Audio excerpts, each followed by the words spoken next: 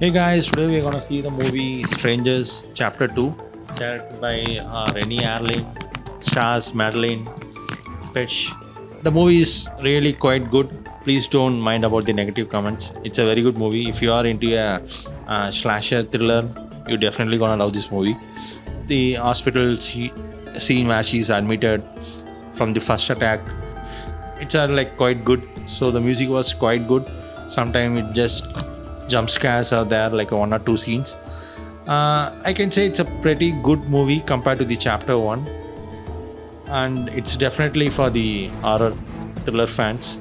And the acting was quite good by Madeline and others. Like the music is good and the cinematography is so good. So definitely it's a one-time watchable. I can give like a 3.5 out of 5 for this movie. So see you guys next movie.